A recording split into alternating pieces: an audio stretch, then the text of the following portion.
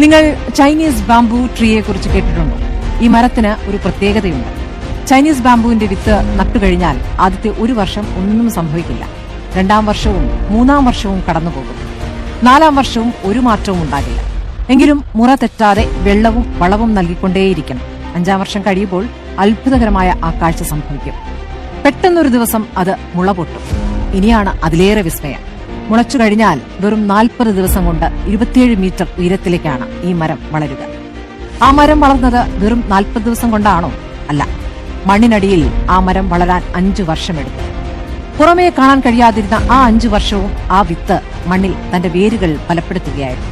തന്റെ സ്വപ്നതുല്യമായ വളർച്ചയ്ക്ക് ആവശ്യമായ കരുത്ത് ശേഖരിക്കുകയായിരുന്നു. നമ്മുടെ ലക്ഷ്യങ്ങളും സ്വപ്നങ്ങളും ഇതുപോലെയാണ്. നമ്മൾ കഷ്ടപ്പെടുന്നുണ്ടാകും, അധ്വാനിക്കുന്നുണ്ടാകും, പക്ഷെ ഫലം ഉടനെ കണ്ടെന്ന് വരില്ല. പക്ഷേ തളരരുത്. നിങ്ങളുടെ വേരുകൾ മണ്ണിനടിയിൽ ബലപ്പെട്ടുകൊണ്ടിരിക്കുകയാണ്. ഒരു ദിവസം നിങ്ങളും ആ ബാംബു മരത്തെ പോലെ ആകാശമുട്ടെ വളരും.